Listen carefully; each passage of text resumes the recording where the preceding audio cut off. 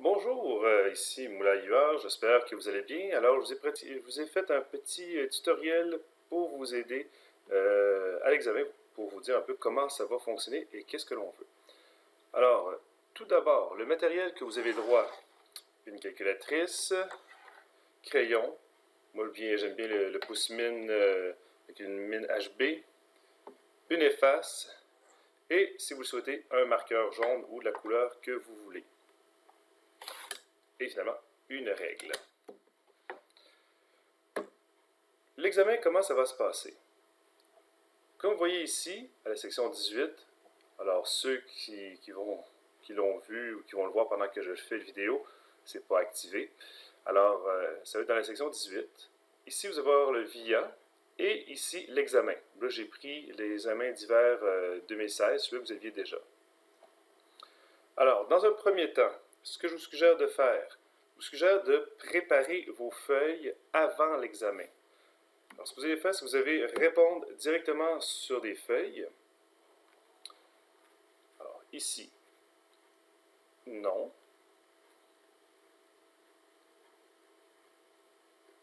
prénom et matricule. En passant, c'est primordial de suivre le modèle que je vous donne. Alors, UR, Moulay, et le matricule 1, 2, 3, 4, 5, 6, 7, 8, mettons. Et le groupe auquel vous appartenez. Donc, c'est soit le groupe 1, soit le groupe 2. Alors, ceux qui sont avec moi, c'est groupe 2. Et vous mettez ici question 1. Alors, vous pouvez en faire déjà, en préparer d'avance en vue de l'examen. Donc, vous préparez vos feuilles d'avance. Et un coup que ça c'est fait, vous allez devoir vous connecter sous VIA. Alors, l'examen d'intra ne sera pas avec ProctorExam, mais avec VIA. Alors, vous allez vous cliquer sur la séance VIA. Je vous suggère de vous connecter au moins un bon 15 minutes, une quinzaine de minutes avant l'examen pour que vous soyez prêts. Et pour l'examen, vous allez avoir besoin d'une seule caméra. Donc, la caméra qui sera sur votre ordinateur. Alors, et ça va être important que l'on vous voit avec la caméra de votre ordinateur. Un coup que vous êtes mis dans la séance, ici, c'est-à-dire ça va pas, donc il va y avoir plusieurs surveillants sur VIA, parce que ProctorExam n'est pas encore prêt pour... c'est pas bien long, le temps que l'horloge finisse de faire ses coups, ses 9 coups.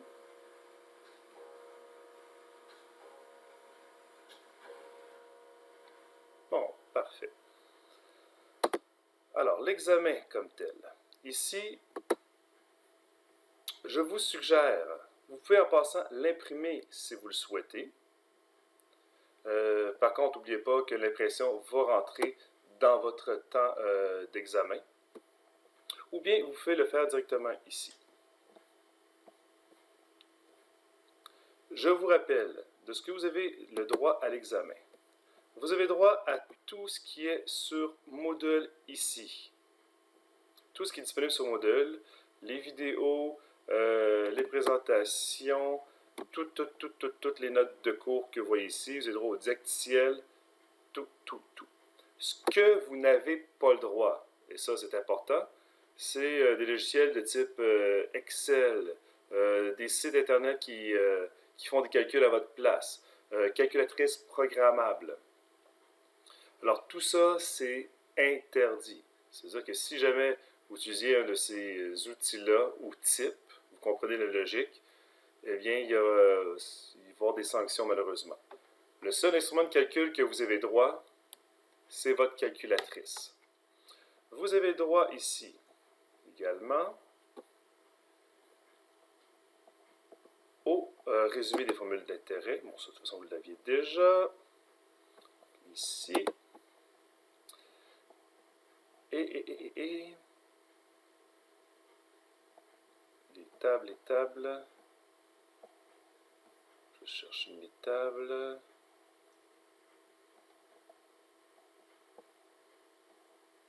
Bien, vous allez avoir les tables également là, que vous pouvez regarder dessus. Je sais où c'est caché.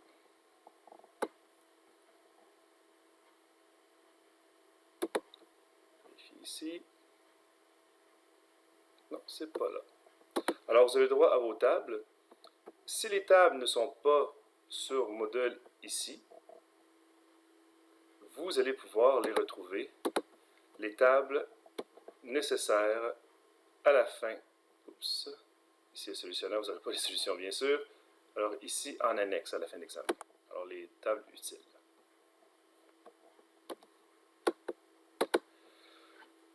Bon. Alors. Ah oui. Super important. L'examen est fait pour des personnes qui connaissent la matière. C'est-à-dire que si vous commencez à chercher ici dans les notes, eh bien, vous allez manquer de temps, je vous le garantis.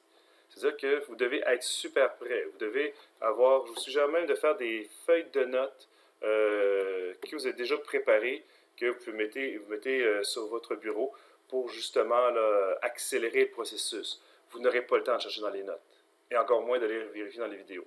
Alors, si vous commencez à chercher pour une réponse dans les notes ici, ben, vous allez manquer de temps et vous allez avoir une mauvaise note à l'examen. On ne veut surtout pas ça. Alors, ici, examen d'état avec informations condensées.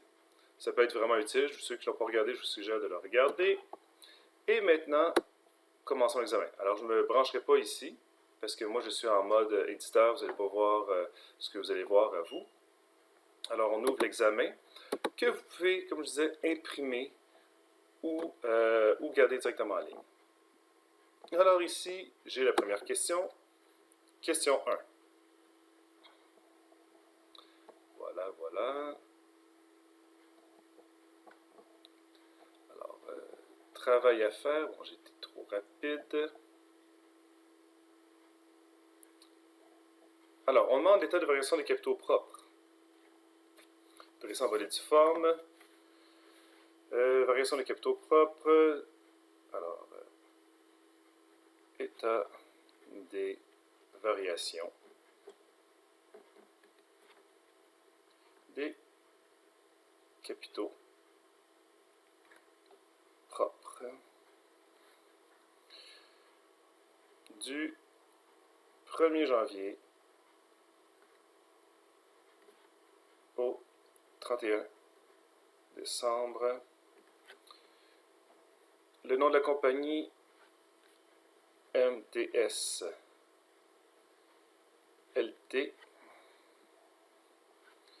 Puis, dollar canadien. Alors déjà, mon titre est fait.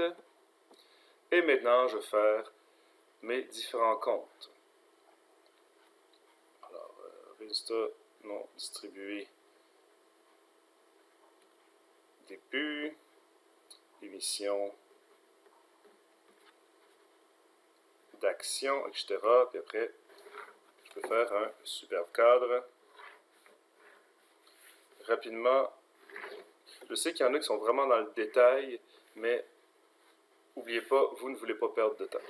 Puis, essayez de lire le plus lisiblement possible, d'écrire lisiblement.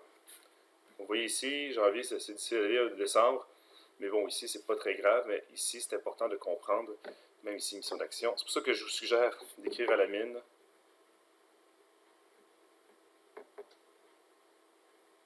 Puis ici, fin, là, vous mettez vos titres. Ensuite, là, vous avez, bon, question 1, numérotez vos pages. Alors, vous numérotez ici en bas. Page 1, page 2, page 3. Alors, ici, bon, là, ici, c'est trop long. Vous décidez d'aller directement à la question 2.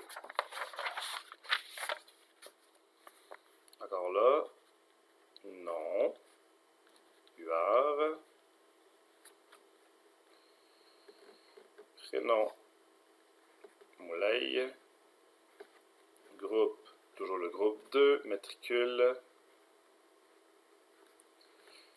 1, 2, 3, 4, 5, 6, 7, 8. Bien sûr, lisiblement, pas comme j'ai écrit ici. C'est pour ça que je vous suggère de les faire vraiment d'avance. Et ici, alors, question 2.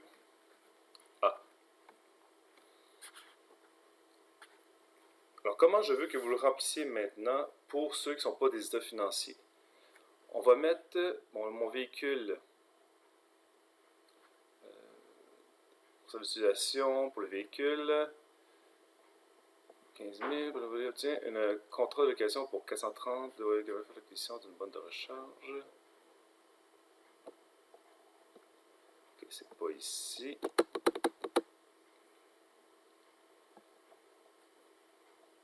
Ah, le véhicule coûte 22 000. Alors, coût 22 000 $. Frais 125 $. Durée de vie utile 5 ans ou 350 000 km. Valeur de revente ou valeur de récupération 12 000 $. 2014, il roule 45 000 km. 2015, 80 000 km. Et là, ici en A, on demande un petit amortissement pour celle d'utilisation. 22 000 $ moins 12 000 $ divisé par 350 000 km. Alors, je calcule 22 000 moins 12 000 divisé par 350, ce qui me revient à 0,0297 $ par kilomètre. Je vous suggère ici de garder peut-être 4 décimales ici pour avoir justement plus de précision. Et je veux l'amortissement pour 2017. Attendez, même là c'est mal écrit. Désolé. Parce que si c'est mal écrit, le correcteur ne sera pas capable de vous lire. 0,0287 $ par kilomètre. On vous demande amortissement 2014. Je fais 45 000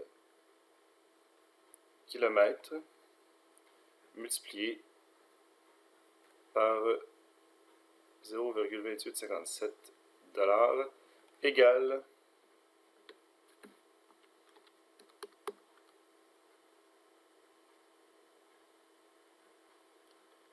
1285 et 71. 2015,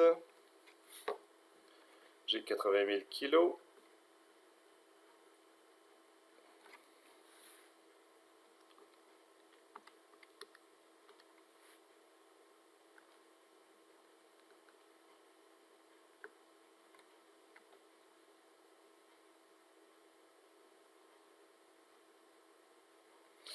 Et ce que je vous demande de faire, encadrer vos réponses. Vous pouvez même les mettre ici, les surligner en jaune. Et après, vous allez la question B. Si jamais vous comprenez, vous ne savez pas c'est quoi, ben, sautez une feuille et allez ici, question Q2C. Lorsque vous avez complété tout l'examen, ou que vous êtes arrivé au temps imparti à l'examen, vous allez maintenant devoir scanner votre travail, vos réponses. Moi, personnellement, j'utilise Scannable. Scannable est assez pratique. Vous pouvez utiliser un scanner. Ici, cherche, fait. J'ai mon fait. Je continue.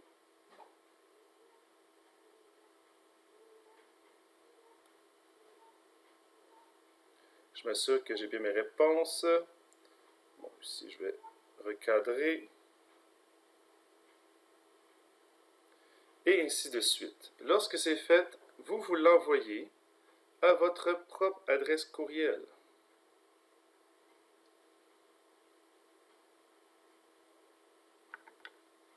Et voilà, c'est envoyé. Lorsque c'est terminé, vous allez pouvoir le mettre dans une boîte de dépôt qu'il y a ici. Et c'est important. La question 1 devra être dans la boîte de dépôt 1, la question 2 dans la boîte de dépôt 2 et la question 3 dans la boîte de dépôt 3. Et vous devez absolument les mettre dans les bonnes boîtes de dépôt. Et on va faire aussi des boîtes de dépôt différentes en fonction des groupes. Possiblement, c'est pas encore sûr. Alors j'espère que ça va vous aider et je vous souhaite bonne chance à l'examen. Lâchez pas.